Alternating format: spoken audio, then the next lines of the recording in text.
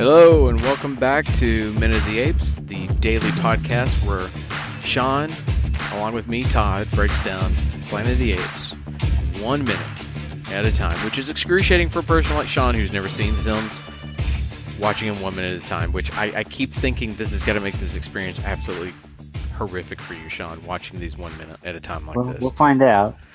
So, minute 2 through minute 3 opens with Chuck sitting in a chair, shooting up some mysterious substance which we really don't understand, and asking, does man make war? And it ends with him getting into a sleep tube, buckling up for a long night's sleep.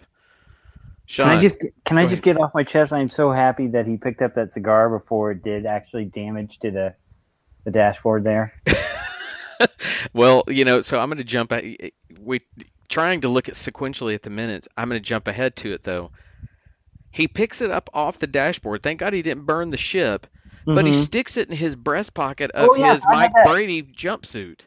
Oh, I saw that. He took a puff of it. He looks at it real sheepishly like, oh my gosh, I guess this is the last one I'm having for the next 700 years, and then puts the lit cigar in his pocket. Right. And now to be fair, I did think in the magic of cinema, it does cut to shots of panning up of his other crew members. He could have flicked it out on the side there and left all the ashes and created a mess and put it out. We don't see that. And then he's going to go into the sleep tube with a lit cigar. He just put it out on his tongue. I'll save this for later. Which, is Chuck Heston a bit like Chuck Norris in that he just kicks the crap out of everything, so even the cigar is not going to dare burn him? He just walks around to everybody. Are you going to keep your butts? You going to keep your butts? He starts storing them for later. You can do little puffs off it. No, it's still good. It's still good. Oh, yeah. Okay, so stepping back to the front, it opens with, again, we're in this whole speech about man making war. Have they evolved? He hopes that they're a better breed. Now, during all that, he actually does a bit of nice acting because now that he's a space junkie, he's rubbing his arm like he's just gotten his latest fix. Oh, yes. I think from now on you have to be our resident Charlton-Heston voice. That was nice. Let's just remember, we're both probably going to be doing a whole lot of Charlton-Heston at some point, and it's all going to be horrible. I want to like the guy, and you know how much I love these movies, but especially when you watch him 1 minute at a time, it's excruciating. Oh, yes. I will never be that cool. So we've already kind of broke the speech part before, but when you see the end of it, it's funny because all the times I've ever seen it, either I'm so tuned into what's coming that I don't think about what they're setting up. Is it a better breed? Have we evolved? Could it be more heavy-handed and giving me a roadmap to where we're going? But yes, also, were people jerks 700 years ago? Yes. Are people going to be jerks 700 years from now? I'm pretty sure they are. Even if they're monkey jerks, they're still going to be jerks. Monkey jerks. I'm sorry, ape jerks. Yes, there you go. So as he's walking around his ship, and I was hoping that this would taking the majestic 2 steps from the control room to the sleeping quarters. That takes him at least, it feels like 30 minutes to get from the front of the ship to the back. I had hoped that we wouldn't have a space fart in this this episode, but once again, the space farts are floating by, gassing up the outside. That's why he put the space cigar away. He didn't want to light a space fart accidentally. Well, is that why you light it up? Is to get rid of the smell of the space fart? Rid of space. Well. So he looks along. He looks at his crew members, and it pans up, and pretty shocking for a film of this era. We have racial diversity amongst our astronauts, which I'm sure in 1968 probably pissed off a lot of people to see an African American astronaut.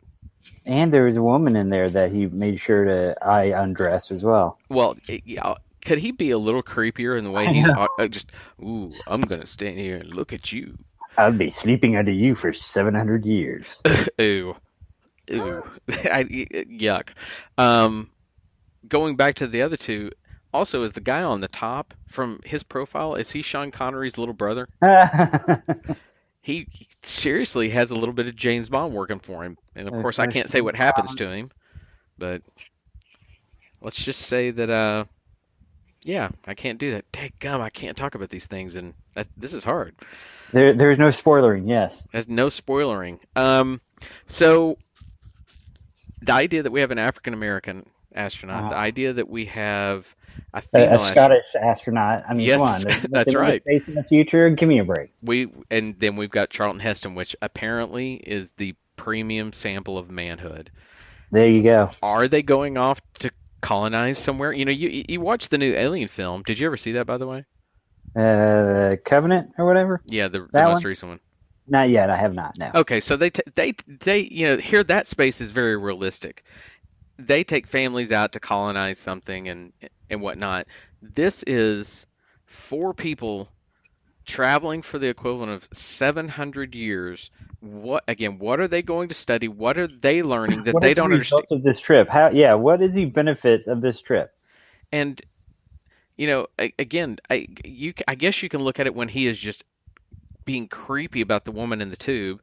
That maybe, just maybe, that's his wife. Who knows? We don't know these things, but still, what the hell are they doing? I don't know. And they got the most strict safety measures of two little belts across the chest, and then just Eddie Munster yourself to sleep. Well, that was one of the things that I thought.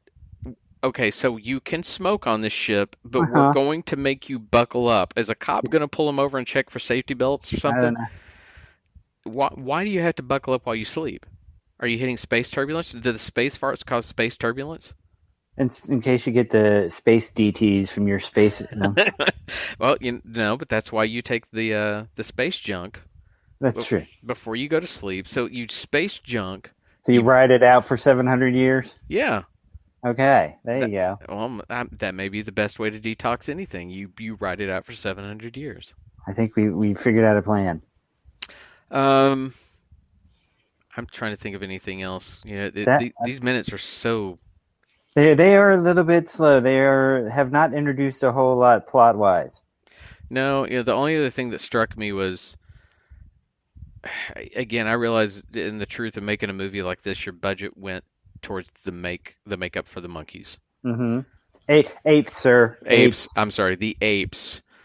Could they do a little bit better than a box with a couple of ugly buttons on it to shut, things down over there in his space tube? With their magic still clock that says Earth time, ship time. Yeah, once again, that's the biggest bitch slap in the whole world.